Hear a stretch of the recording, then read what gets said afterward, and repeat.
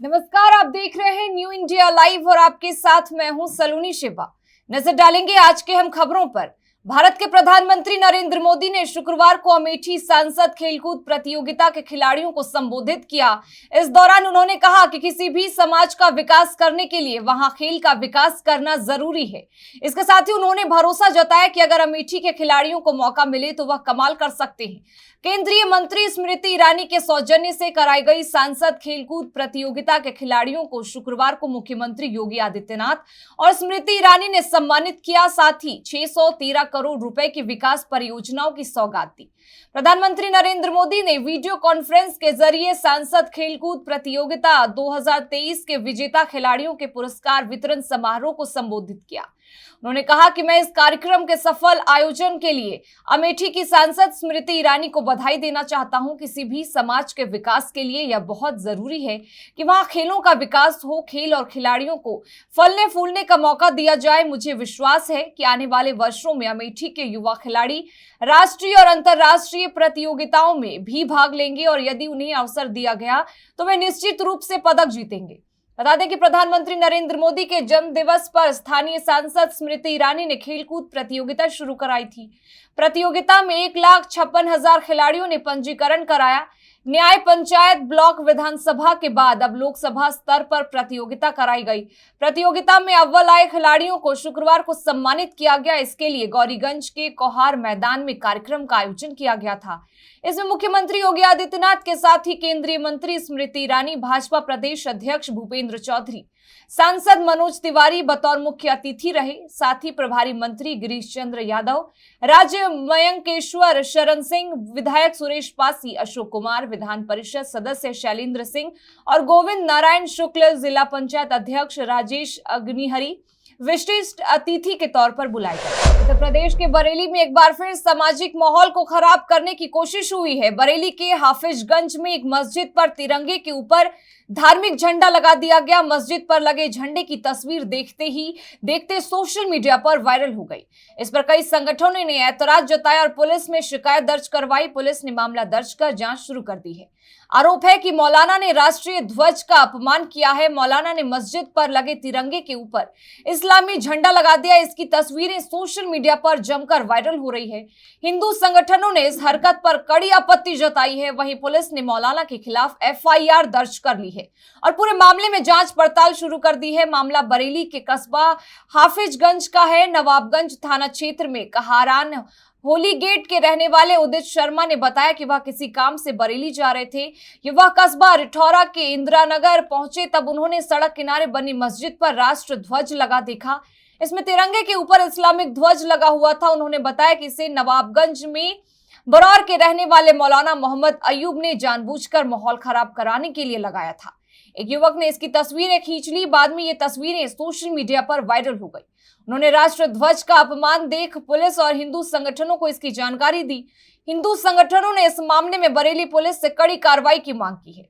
Police को दी गई तहरीर में आरोपी मौलाना को मुख्य आरोपी बताया गया है। पुलिस ने आरोपी के खिलाफ राष्ट्र गौरव अपमान निवारण अधिनियम में FIR दर्ज कर ली है। पुलिस इस मामले की फिलहाल जांच कर रही है। दशहरा के पहले राज्य सरकार ने सरकारी कर्मियों को बड़ा तोहफा दिया है। शुक्रवार को हुई कैबिनेट की बैठक में कुल 8 एजेंटों पर मुहर लगी है।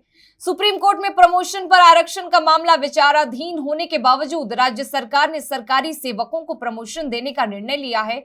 इसकी जानकारी देते हुए कैबिनेट सचिव S सिद्धार्थ ने बताया कि लगभग सभी विभागों में लंबे समय से कर्मचारी और पदाधिकारी का प्रमोशन रुका हुआ था। उदाहरण के तौर पर कई जूनियर इंजीनियर कार्यपालक अभियंता के पद पर प्रभार के रूप में काम कर रहे हैं। इसी तरह कई जूनियर कर्मचारी को सीनियर का प्रभार देकर काम करवाया जा रहा है और उन्हें वेतनमान जूनियर का ही दिया जा रहा है। अब इस पर राज्य सरकार ने निर्णय लिया है कि किसी एक पद के लिए 100% में 16% अनुसूचित जाति और 1% अनुसूचित जाति यानी 17% को माननीय सर्वोच्च न्यायालय के निर्णय के आलोक में उसे स्थिर किया जाएगा और बाकी 83% में भी 16% अनुसूचित जाति और 1% अनुसूचित जाति यानी 17% अनुसूचित जाति और अनुसूचित जनजाति को आरक्षण दिया जाएगा।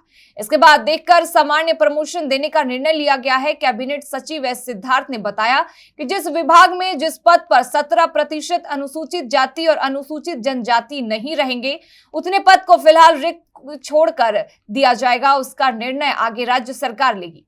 राज्य के सरकारी कर्मचारियों और पदाधिकारियों का प्रमोशन 2016 से रुका हुआ है, जिसको देखते हुए आज कैबिनेट में वैकल्पिक रास्ता तैयार किया गया। उन्होंने यह भी कहा कि जब सुप्रीम कोर्ट का जो निर्णय आएगा उस निर्णय के आलोक में काम किया जाएगा। अगर जिन्हें प्रमोशन मिला है, अगर कोर्ट के निर्देश में वह प्रमोशन नहीं करने वाला होगा तो जिस पद पर वह कर्मचारी था उसे उसी पद पर लाया जाएगा, लेकिन जो उन्हें प्रमोशन देकर पेमेंट किया जाएगा वह राज्य सरकार वापस नहीं लेगी। कैबिनेट की बैठक में बिहार सरकार ने किसानों से धान क्रय करने के लिए वित्तीय वर्ष 2023 से 24 में रबी फसल के लिए कुल 8,000 करोड़ अधिप्राप्ति से जुड़े संस्थानों को ऋण उपलब्ध कराने का निर्णय लिया। वहीं पटना के आईजीएमएस में कुल 149 पद के सृजन पर कैबिनेट ने मुहर लगाई है। विशेष आधारभूत संरचना योजना वर्ष 2022 से 26 के तहत उग्रवाद प्रभावित जिलों को 37 करोड़ 83 लाख रुपए दिए जाने की स्वीकृति मिली है। बिहार के सभी सरकारी डेंटल हॉस्पिटल में सभी तरह की फीस निर्धारित करने की कैबिनेट ने मंजूरी दी है। इसमें स्नातक और स्नातकोत्तर में नामांकन और अन्य शुल्क एक समान किया गया। राजस्थान पेपर लीक मामले में कांग्रेस नेताओं के करीबियों के ठिकानों पर ईडी की छापेमारी के बाद बीजेपी नेता और राज्यसभा सांसद किरोड़ी लाल मीणा ने बड़ा दावा किया है। उन्होंने कहा कि जयपुर के गणपति प्लाजा के प्राइवेट लॉकर्स में करोड़ों का काला धन छुपा हुआ है। किरोड़ी लाल मीणा अब इसके खिलाफ धरने पर बैठ गए हैं। उन्होंने ऐलान कर दिया है कि जब तक काले धन का खुलासा नहीं हो जाता है तब तक वो गणपति प्लाजा के बेसमेंट स्थित प्राइवेट लॉकर के बाहर धरने पर बैठे रहेंगे। किरोड़ी लाल मीणा ने दावा किया है कि प्राइवेट लॉकर्स में पेपर लीक के काले धन के साथ जल जीवन मिशन और डीओआईटी डिपार्टमेंट से जुड़ा काला धन भी रखा गया है। मौके पर स्थानीय पुलिस पहुंच चुकी है, हालात पर नजर रखी जा रही है। संभावना जताई जा रही है कि पूरे मामले में इनकम टैक्स के अधिकारियों को सूचित कर मौके पर बुलाया जा सकता है। किरोड़ी लाल मीणा का दावा है कि यहां 100 निजी लॉकर्स में 500 करोड़ रुपए का काला धन और 50 किलो सोना रखा हुआ है। उन्होंने पुलिस से लॉकर्स खोलने की मांग की है। हालांकि मीणा ने यह खुलासा नहीं किया है कि ये लॉकर्स किसके हैं। वैसे मीणा ने यह कहा है कि वो नामों का खुलासा बाद में करेंगे। उनका कहना है कि अगर नामों का अभी खुलासा होगा तो राजनीतिक दबाव में लॉकर्स नहीं खोले जाएंगे। बीजेपी ने मीणा को आगामी विधानसभा चुनाव के लिए सवाई माधोपुर सीट से उम्मीदवार बनाया है। बता दें कि पेपर लीक मामले में ईडी की टीम कांग्रेस के सीनियर नेताओं के करीबियों के घर और ऑफिस पर छापेमारी कर रही है। शुक्रवार सुबह टीम जयपुर, जोधपुर और डूंगरपुर में करीब 9 जगहों पर पहुंची। ये सभी घर और ऑफिस दिनेश खोड़निया, स्पर्धा चौधरी और अशोक जैन। आगरा के ब्लॉक शमशाबाद क्षेत्र में मेरी माटी मेरा देश स्लोगन के तहत एक स्वाभिमान यात्रा निकाली गई, जिसमें काफी तादाद में महिलाएं और विकासखंड शमशाबाद के कर्मचारी मौजूद थे। कार्यक्रम के दौरान ब्लॉक शमशाबाद की तमाम ग्राम पंचायतों से एकत्रित हुए कलशों को महिलाएं सिर पर रखकर ब्लॉक परिसर तक लेकर आईं और उन्हें ब्लॉक कार्यालय में संग्रह किया गया। इस दौरान कार्यक्रम का शुभारंभ जिला पंचायत अध्यक्ष डॉक्टर मंजू भदौरिया ने किया। बता दें कि स्वाभिमान यात्रा की शुरुआत शमशाबाद के राजाखेड़ा रोड स्थित मवासी गार्डन से हुआ, जहां बैंड बाजों की धुन पर महिलाएं सिर पर कलश रखकर नगर के प्रमुख मार्गों पर भ्रमण करते हुए ब्लॉक कार्यालय तक पहुंची, जहां ब्लॉक के अधिकारियों ने स्वाभिमान यात्रा का स्वागत किया। ब्लॉक प्रमुख गजेंद्र सिंह ने कहा कि कार्यक्रम के तहत पिछले काफी दिनों से ब्लॉक शमशाबाद की 79 ग्राम पंचायतों से घर पर जाकर कलशों में मिट्टी का संग्रह किया गया था, जिसे आज ब्लॉक में एकत्रित किया गया। अब इन्हें प्रदेश मुख्यालय पर भेजा जाएगा। कार्यक्रम के दौरान आशा कार्यकर्त्री, स्वयं सहायता समूह की महिलाएं और स्वास्थ्य विभाग में कार्यरत महिलाएं भारी संख्या में मौजूद हैं। जिलाधिकारी अनुज सिंह और पुलिस अधीक्षक Chakresh Mishra, CDO city, magistrate, CO city और अन्य अधिकारियों के साथ भारी पुलिस बल के अचानक निकलने पर हड़कंप मच गया। लोग कयास लगाने लगे कि कहीं बड़ी वारदात तो नहीं हो गई। बाद में पता लगा कि पैदल गश्त आगामी त्योहारों, नवरात्र और दशहरा के दृष्टिगत कानून व्यवस्था को प्रभावी और सुदृढ़ बनाए रखने के लिए किया जा रहा है। आम नागरिकों में सुरक्षा की भावना बनाए रखने के लिए पुलिस बल के साथ शहर के विभिन्न स्थानों जैसे लालबाग, ग्रीगंज, सर्राफा मार्केट इत्यादि भीड़भाड़ वाले स्थानों पर पैदल गश्त की गई। इस दौरान आम जनता और व्यापारियों से बातचीत कर उनकी समस्याओं को सुनकर संबंधित अधिकारियों को दिशा निर्देश दिए गए। व्यापारीगण से अपने प्रतिष्ठानों के आसपास अधिक से अधिक सीसीटीवी कैमरे लगाने के लिए अपील की गई। साथ ही बिना नंबर प्लेट, हेलमेट और मोटरसाइकिल पर ट्रिपलिंग करने वालों के विरुद्ध कार्रवाई की गई। आज जिलाधिकारी महोदय के नेतृत्व में हम लोगों ने पुलिस बल के साथ में समस्त अधिकारियों के साथ विभिन्न विभाग के पूरे जो शहर का बाजार है उसका भ्रमण किया गया है। यहाँ पर जो लोग बिना नंबर प्लेट रेत की गाड़ी या फिर ट्रिपलिंग करते हुए पाए गए उनके विरुद्ध कार्रवाई की गई। एक शराब की दुकान को चेक किया गया, वहाँ कुछ लोग पीते हुए मिले तो उनके विरुद्ध कार्रवाई की जा रही है। साथ में सफाई की व्यवस्था और अन्य चीज़ों के बारे में भी दिखा गया है। खबर अमेठी से है, जहां तेज रफ्तार का कहर देखने को मिला है, जहां बेलगाम ट्रक की चपेट में बाइक सवार शिक्षक आ गया।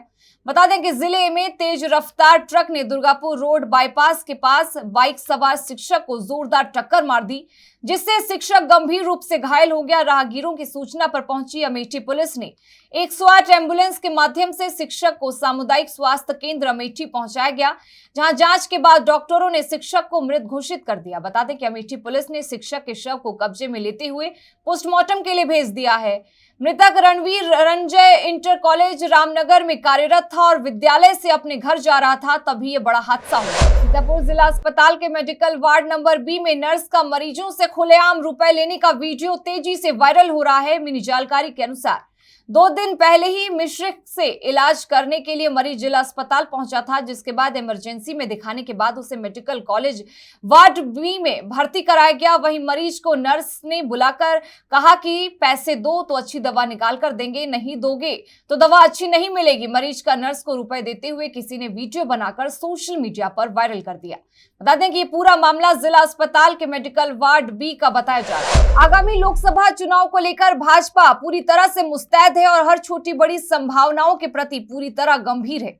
इसी क्रम में जनपद के लोहिया कला भवन में मछुआ समाज सम्मेलन का आयोजन किया गया, जिसमें पूर्व राज्यसभा सांसद और मछुआ प्रकोष्ठ के प्रदेश संयोजक जयप्रकाश निषाद मुख्य अतिथि के तौर पर सम्मिलित हुए और जनपद के विभिन्न क्षेत्रों से आए मछुआरों समाज के लोगों को संबोधित किया। अपने संबोधन में पूर्व सांसद ने निषाद और मछुआरा समाज के कुछ तथाकथित लोगों द्वारा जातीय समीकरण साधकर राजनीतिक स्वार्थ सिद्ध करने का आरोप लगाते हुए ऐसे लोगों से सावधान रहने की बात कही। और उन्होंने कहा कि भारतीय जनता पार्टी ही एक ऐसी पार्टी है जिसकी सरकार ने समाज के समस्त वर्गों को बराबर का अधिकार और सम्मान दिया है, क्योंकि भाजपा ही एक ऐसी राजनीतिक पार्टी है जो सबका साथ, सबका विकास और सबका विश्वास के मूल मंत्र पर कार्य करती है। और भाजपा के शासन काल में ही मछुआरे समाज को उनका हक और अधिकार मिलने लगा है, जो आगे और सुदृढ़ होगा। तमाम तरह से तथाकथित मछुआरा समाज के हितैषी बनकर अपना राजनीतिक स्वार्थ सिद्ध कर रहे लोगों से अब सावधान रहने की जरूरत है और उन्हें यहां दिखा देने की जरूरत है कि मछुआरा समाज न समझ नहीं है और अपने हितों की रक्षा करने आती है और किसके साथ उसका हित है या उसे समझ में आ चुका है। और ऐसे लोग जो स्वांग रचकर सिर्फ छलने का काम करते हैं, उनको मछुआरा समाज सबक सिखाएगा। इसके साथ ही उन्होंने इस दौरान और क्या कुछ कहा, आइए आपको सुनाते हैं। आज मछुआरा समाज को यह बात अच्छी तरह जानकारी हो चुकी है। ये मछुआरा समाज का अगर कोई भला कर सकता है तो भारतीय जनता पार्टी के मुखिया, इस देश के यशस्वी प्रधानमंत्री आदरणीय नरेंद्र मोदी जी, प्रदेश के मुख्यमंत्री पूज्य योगी जी, इन लोगों ने बहुत सारे योजनाएं बना के मछुआरों को आगे बढ़ाने के लिए निरंतर काम कर रहे हैं। खबर अमेठी जनपद के तिलोई तहसील के मोहनगंज कोतवाली के अंतर्गत कोची गांव का है, जहां भाजपा नेता का उसका दोस्त जान का दुश्मन बन गया और घर पर बुलाकर मौत के घाट उतार दिया। उसके बाद घर में ताला बंद कर फरार हो गए। घटना की जानकारी होने पर पुलिस कप्तान डॉक्टर इलामरान पुलिस दलबल के साथ मौके पर पहुंचे, जिसके बाद मामले पर उन्होंने कहा कि आरोपी बख्शे नहीं जाएंगे। पुलिस ने शव को कब्जे में लेकर विच्छेदन के लिए भेज दिया है।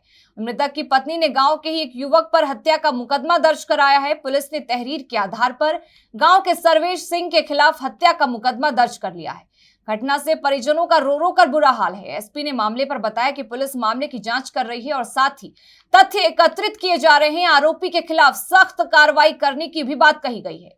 वहीं घटना के बाद गांव में पुलिस का कड़ा पहरा है। घटना स्थल पर एसपी के अलावा क्षेत्राधिकारी डॉक्टर अजय कुमार सिंह, कोतवाल धीरेन्द्र कुमार यादव सहित भारी मात्रा में पुलिस बल तैनात है। इसके साथ फिलहाल इस बुलेटिन में बस इतना ही, लेकिन तमाम खबरों के लिए बने रहें हमारे साथ और देखते रहें न्यू इंडिया लाइव।